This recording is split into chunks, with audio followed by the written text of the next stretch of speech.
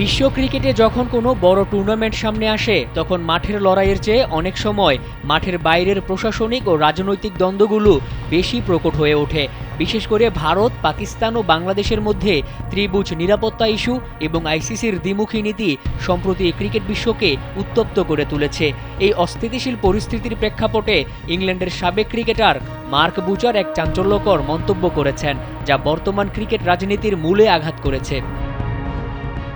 Wisden cricket weekly পডকাস্টে কথা বলার সময় বুচার বাংলাদেশের টি-20 বিশ্বকাপ থেকে বাদ পড়া এবং স্কটল্যান্ডের অন্তর্ভুক্তির বিষয়টি নিয়ে বিশদ আলোচনা করেন। তিনি মনে করেন ক্রিকেটের স্বচ্ছতা ও খেলার মর্যাদা রক্ষার স্বার্থে বাংলাদেশের এই ঘটনাটি বিশ্ব ক্রিকেটের জন্য একটি শক্তিশালী নজির বা দৃষ্টান্ত হয়ে থাকা উচিত।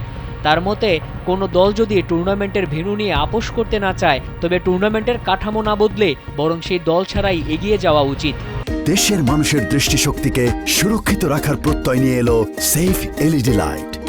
বুচার অত্যন্ত স্পষ্টভাবে ভারতের পাকিস্তান সফরে না যাওয়ার সিদ্ধান্তের সঙ্গে এই ঘটনার তুলনা করেছেন। চ্যাম্পিয়ন্স ট্রফি নিয়ে ভারতের অনড় অবস্থানের কারণে যেভাবে বারবার ভেন্যু পরিবর্তন বা হাইব্রিড মডেল ব্যবহার করা হয়েছে তিনি তার সমালোচনা করেন। বুচারের মতে, বড় দল হোক বা ছোট দল, আইসিসির উচিত সবার জন্য সমান নিয়ম বজায় রাখা। যদি কোনো দেশ নিরাপত্তা বা অন্য কোনো কারণে খেলতে না যায় তবে তাদের জায়গায় অন্য দলকে সুযোগ দিয়ে টুর্নামেন্ট সচল রাখাই হবে সবচেয়ে ন্যায্য বিচার।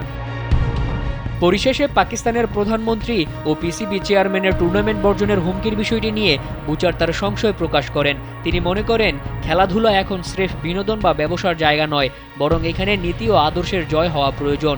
53 বছর বয়সী এই সাবেক টেস্ট তারকা মনে করেন বাংলাদেশ ইস্যুতে আইসিসি যে কঠোরতা দেখিয়েছে তা যদি সব দেশের ক্ষেত্রে কার্যকর হয় তবেই ক্রিকেটের বিশৃঙ্খল অবস্থা থেকে মুক্তি পাওয়া সম্ভব।